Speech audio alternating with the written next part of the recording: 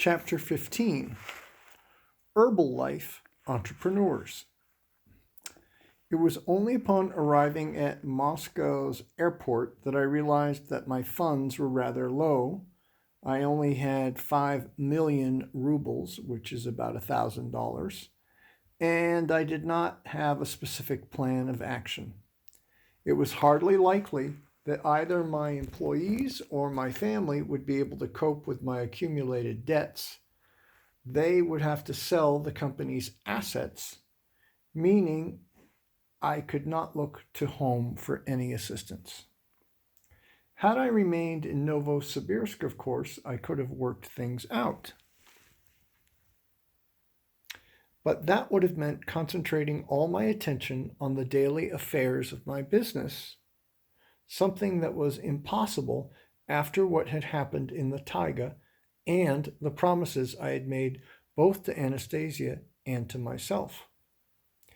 Indeed, by this time it was hard to determine whether my actions were being guided by my own awareness and desire or by Anastasia's influence.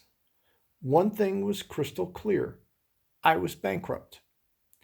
Having witnessed countless similar situations among my colleagues, I knew there was nobody I could turn to, either friends, relatives, or former employees. They would all avoid you like the plague.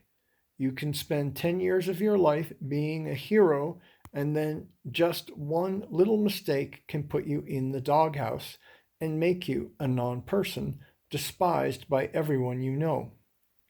It's happened to a lot of prominent entrepreneurs.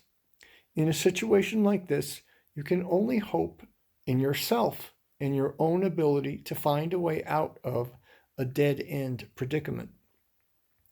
After leaving my bag containing a sweater, some shirts, and a few other items at a hotel, I started tramping around the streets of Moscow.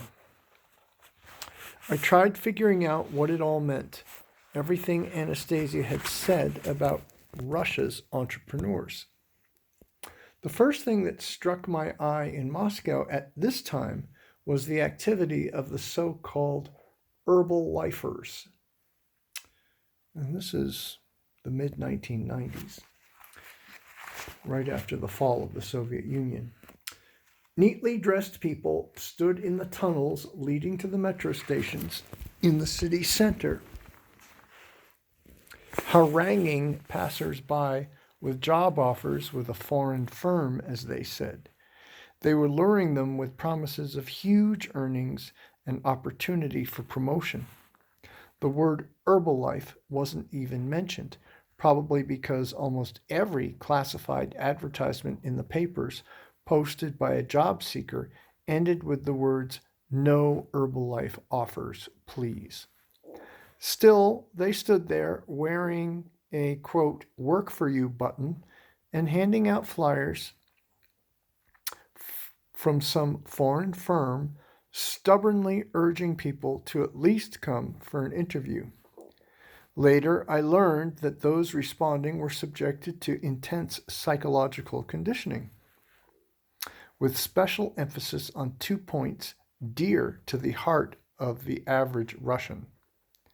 First, seminar speakers would make a big thing of telling how they or their relatives, for example, received a fantastic healing with the help of this Herbalife from overseas, with the implication that any potential distributor could also engage in the noble practice of treating people's ailments.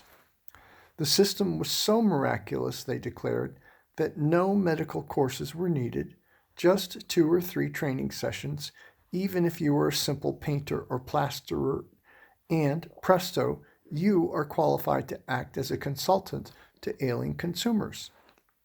Secondly, they made a point of telling stories with examples of how one could get rich through promoting and distributing Herbalife products. This meant buying at least one package for starters with your own money.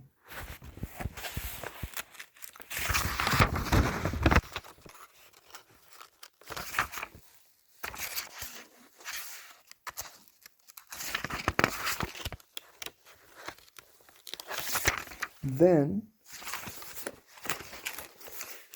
finding someone else and convincing him in a one-on-one conversation of the fantastic benefits of using Herbalife, then selling it to him at a slightly higher price.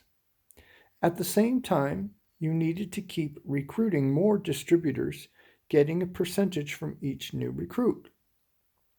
The more recruits you attracted, the higher you would rise in the hierarchy, and the more money you would accrue to you. You would reach a point where you yourself wouldn't have to do any of the actual distribution work. As an entrepreneur, I soon realized one thing very clearly.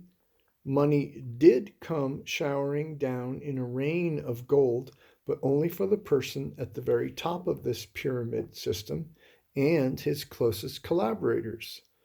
The whole long chain of distributors, divided into so-called levels, survived only thanks to each level benefiting from its own price markup, and it was all paid for by the one at the very bottom, the consumer, who believed in the miracle properties of the product.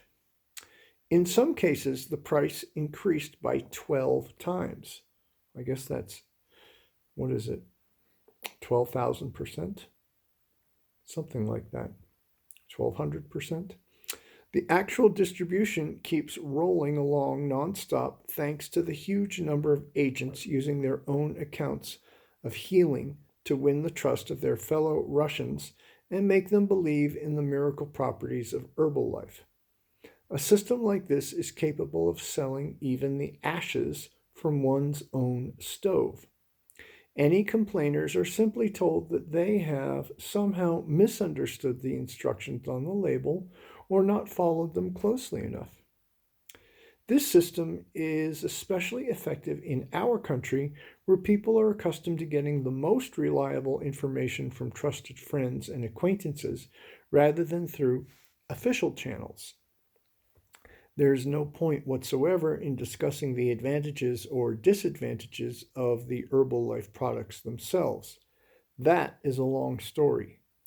I can say only one thing with absolute certainty. All the fervor of the distributors telling about their own healings disappears as soon as they realize they're not going to get any money from you. In that case, you'll start hearing a whole string of counterexamples such as, "It's nothing but a load of crap." This distribution system was invented in the West. Managed from the West, it lures in all sorts of unemployed Russians. But these are not our entrepreneurs. And now I shall tell you of yet another gimmick invented by Western businessmen.